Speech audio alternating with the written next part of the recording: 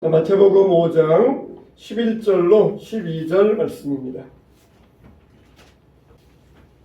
마태복음 5장 11절로 12절 말씀입니다. 자, 우리 한 목소리로 읽습니다. 시작.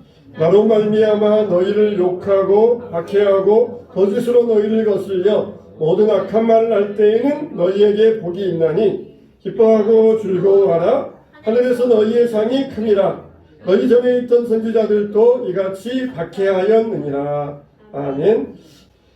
사람이 정신이 온전하다, 정신이 정상적이다, 그거는 뭘 말합니까? 사람이 그 상황에 따라서 반응을 나타낼 때 참 정신이 멀쩡하구나, 우리가 그렇게 판단해 볼 수 있잖아요. 좋은 일이 있다 그러면은 그 상황에 따라서 기뻐하고, 또 행복한 일이 있다 그러면은 행복해하고, 그 상황에 따라서 적절하게 반응을 할 때에 정상적이라 그러잖아요. 근데 상황이 이런데 전혀 엉뚱한 반응을 한다, 전혀 이 상황과 다른 반응을 하고 있다 그러면은 저 사람 정신이 이상한 거 아니야?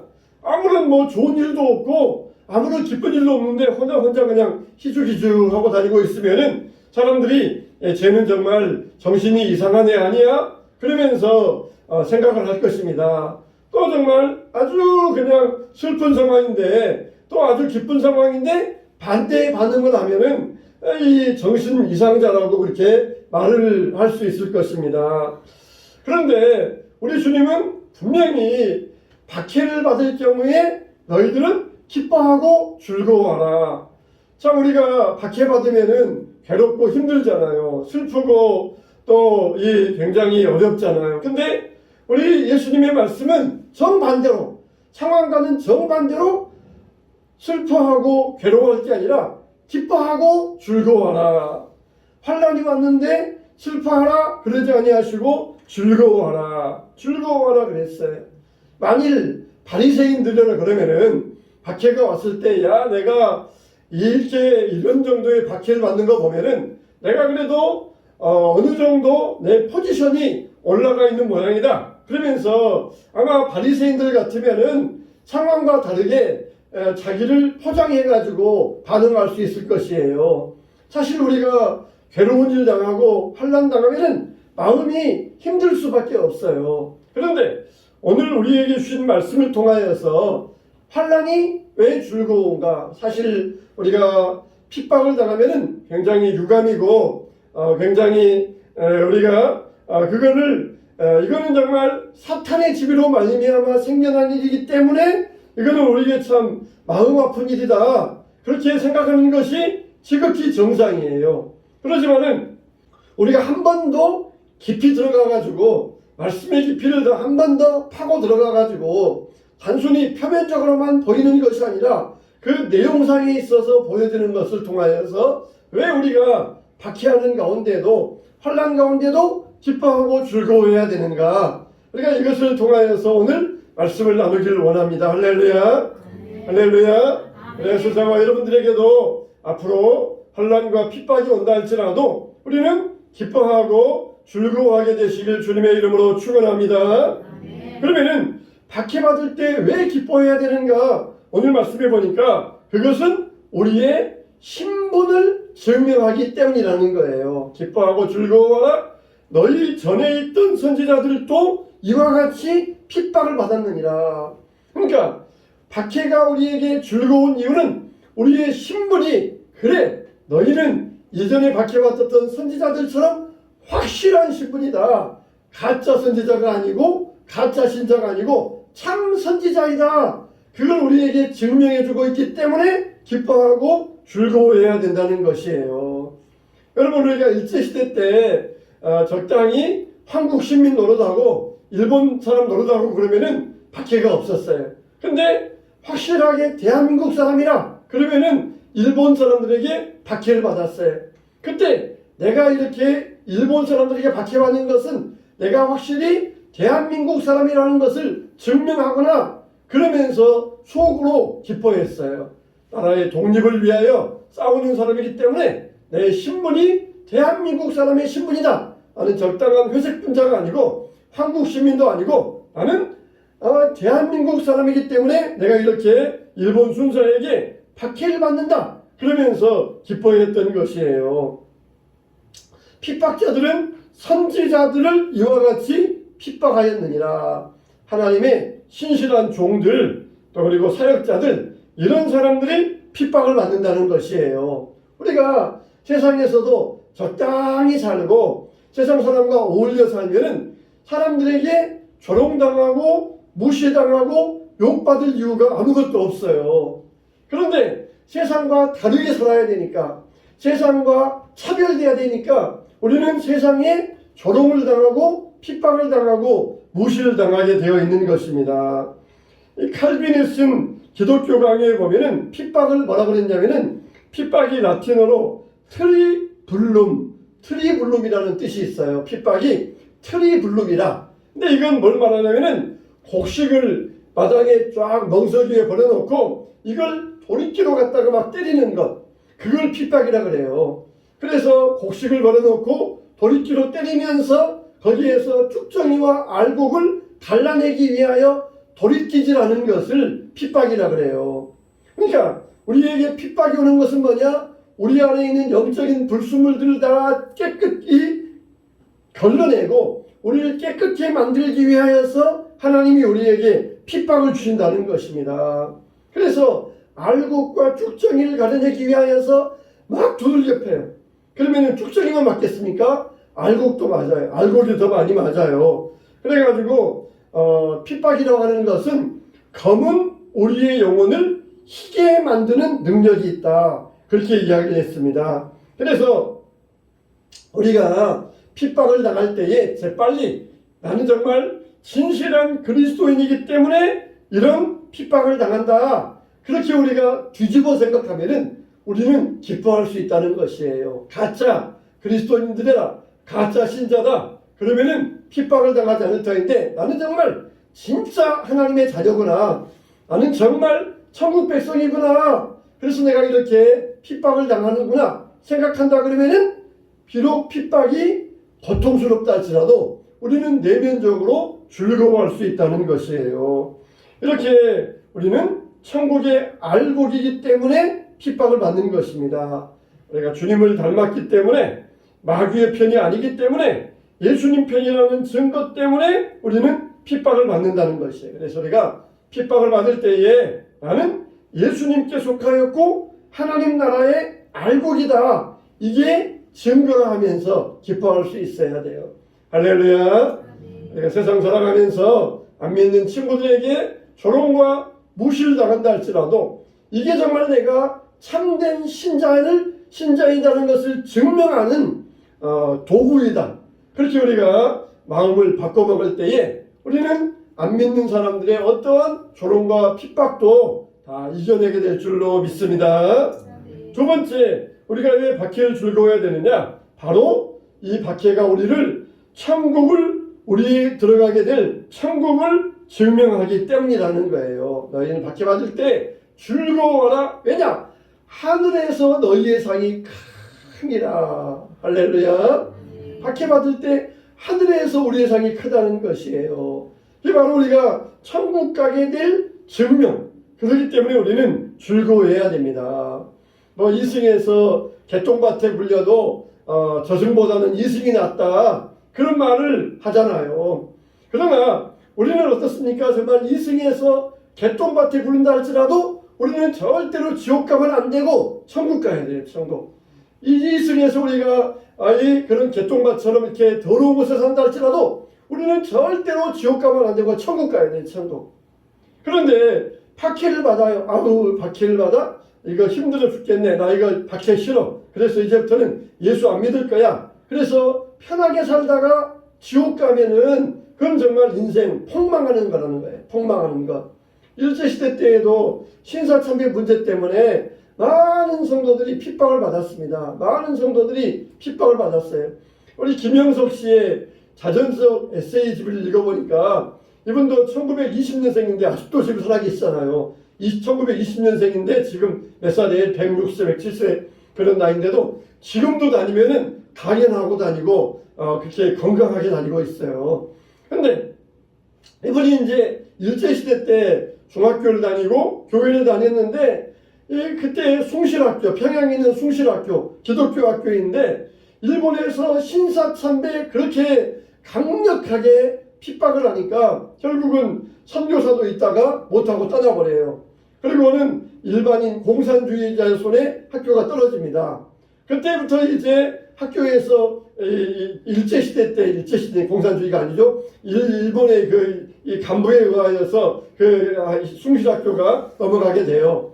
그래서 이 모든 학생들 다 이 신사참배하라 그렇게 명령이 내려옵니다. 그런데 자기는 크리스찬이니까 안 해야 되겠다 제 마음을 먹고 학교를 1년 동안을 휴학했어요. 그래서 학교를 안 다녔는데 목사님이나 선교사님들이나 그렇게 권면을 하더래요. 그 당시에 목사님들이나 워낙 핍박이 심하니까 그렇게 권면하면서 차라리 가서 그냥 우상 앞에 고개 한번 숙인다고 생각하고 내 마음속으로는 진심으로 하나님 믿는 마음 유지하고 그렇게 학교 다니다가 그런 다음에 사회를 위해서 더 훌륭한 일을 하는 게 더 좋지 않겠느냐. 그 당시에 목사님이나 선교사님들이 그런 권면을 하더래요. 그래서 자기도 중학생이니까 어린 마음에 차라리 그렇게 하는 게 낫겠다 싶어가지고 학교를 복학하고 그리고 한 달에 한 번씩 가서 신사참배를 했었다는 것이에요. 참 여러분 우리가 그런 상황을 안 당해봐서 우리가 정말 그런 상황이 안 돼봐서 우리는 정말 함부로 판단하기는 참 어려워요. 정말 좋은 것은 신사참배하지 않고 끝까지 견뎠더라면 정말 좋았을 터인데 나중에 해방된 다음에 어떻습니까? 교회가 두 쪽 나잖아요. 교회가 신사참배한 파와 참배하지 않은 파. 그래서 참배하지 않은 파는 옥중 정도라고 그러잖아요. 옥중 정도. 참배하지 않은 파들은 다 감옥에 들어가 있다가 해방돼서 나와가지고 옥중 정도라 그러고 그래서 이제 교회가 둘로 나눠지게 돼요. 그래서 이제 지금까지 내려오게 되었는데 참 여러분 우리가 정말 박해를 받는다. 그거는 진실한 하나님의 자녀라는 것을 증명하는 것이고 상급이 많다는 것을 증명해요. 나중에 비록 그 당시에 한경직 목사님처럼 신사참배하고 나중에는 회개하고 그렇게 돌아왔지만 그러나 끝까지 신사참배하지 않는 사람들은 어떻게 했습니까? 이분들은 하늘의 상급이 크다는 거예요. 하늘의 상급이 크다는 거예요. 이 땅 위에서 고난을 면하기 위해서 신사참배한 사람보다 신사참배하지 않고 끝까지 견딘 사람들은 하늘의 상급이 크다는 거예요. 하늘의 상급이. 참 여러분 우리는 정말 함부로 이 사람들을 정죄하거나 비판해서는 안 돼요. 되게 저 사람 저 모양이다 그런 사람들은 나중에 보면은 똑같은 사람 되더라고요. 똑같은 사람. 함부로 비판해서는 안 돼. 저 사람 저 사람은 돈만 좋아하더라 그렇게 비판하는 사람들 보면은 그 사람 자기가 돈 좋아하면서 이 돈 좋아하는 사람을 비판하기를 좋아해요. 그러니까 우리가 함부로 정죄하거나 비판하면 안 되지만은 우리의 마음의 중심은 가지고 있어야 돼. 마음의 중심은. 그래서 하늘나라의 상급이 크니라. 고난 가운데 핍박 가운데 굴하지 아니하고 끝까지 견디고 하나님을 위해 산 사람들은 하늘의 상급이 크다는 것입니다. 하늘의 상급이. 사랑하는 성도 여러분 우리는 정말 박해받을 때에 나에게는 하늘의 상급이 많을 것이다. 그러면서 우리가 즐거워할 수 있어야 돼요. 핍박이야말로 뭐라고 했습니까? 하늘나라로 가는 금사다리와 같다 그랬어요. 핍박은 우리를 구원열차에 승차하고 있는 확실한 증표가 되게 만들어준다는 것입니다. 그래서 박해받을 때 너희는 기뻐하고 즐거워하라. 기뻐하고 즐거워하라. 하늘의 상이 너희에게 크기라. 너희에게 천국이 예비되어져 있다. 천국이 너희에게 예비되어져 있다. 천국이 너희 것이다. 그러므로 슬퍼하지 말라는 것입니다. 저와 여러분들도 박해받을 때 핍박을 받을 때에 천국이 나의 것이다 하면서 기뻐하시기를 축원합니다. 세 번째로 우리가 박해는 왜 즐거워야 되느냐? 상급 때문이에요. 상급이 우리에게 있다는 것을 증명하기 때문에 우리는 핍박을 즐거워해야 됩니다. 그래서 그리스도인들은 아까 우리 이권사님이 기도하셨던 것처럼 우리는 세상 바라보는 사람이 아니라 하늘을 바라보는 사람이 돼야 돼요. 하늘을. 세상 바라보는 사람이 아니라 하늘의 상급을 바라보는 사람이 되어야 돼요. 고린도후서 4장 17절로 18절에 보면은 우리의 잠시 받는 환난에 경한 것은 지극히 크고 영원한 영광이 중한 것을 우리에게 이루게 하나니 우리의 돌아보는 것은 보이는 것이 아니요 보이지 않는 것이니 그랬어요. 우리의 이 땅 위에서 환난은 지극히 경해요. 지극히 경해요. 마치 새털처럼 이 세상의 환난은 가벼운 것입니다. 그런데 천국의 상급은 지극히 중하다는 거예요. 지극히 무겁다는 거예요. 금덩어리 수천 톤과 같이 무거운 게 하늘의 상급이라는 거예요. 깃털처럼 가벼운 것을 위하여서 우리가 목숨을 버리겠습니까? 황금처럼 무거운 것을 위해서 목숨을 버리겠습니까? 세상 사람들은 깃털처럼 가벼운 것 이걸 가지고 목숨을 걸고 살고 있어요. 히브리서 11장 24절 26절에 보면은 믿음으로 모세는 장성하여 바로의 공주의 아들이라 칭함을 거절하고 도리어 하나님의 백성과 함께 고난받기를 잠시 죄악의 낙을 누리는 것보다 더 좋아하고 그리스도를 위하여 받는 능력을 애굽의 모든 보화보다 더 큰 재물로 여겼으니 이는 상 주심을 바라봄이라. 바로의 공주의 아들, 애굽의 대제국의 왕이 계승자, 그런 자리를 박차버리고 그런 자리를 버리고 하늘의 상 주신 이신을 바라보면서 믿음으로 광야로 나아갔다는 것이에요. 우리는 모세를 통하여 보면은 너무 자신감 있어도 안 되고 너무 또 자존감이 떨어져서도 안 돼요. 모세가 40살이 되었을 때 내가 내 민족을 구원하리라 그래가지고 막 자신감이 충만해가지고 애굽 사람을 때려 죽였잖아요. 막 자기 힘으로 내가 자신감이 차가지고 이러면은 우리 이스라엘 백성들이 나를 알아볼 것이다. 나를 추앙하면서 내 지도자간에 모여서 애굽에서 해방될 수 있을 것이다. 막 자신감이 차가지고 애굽 사람을 때려 죽였지만 오히려 자기 동족들이 뭐라 그러니까 네가 어제 애굽 사람 죽인 것처럼 우리를 죽이려 하느냐 그러면서 오히려 모세를 밀쳐냈어요.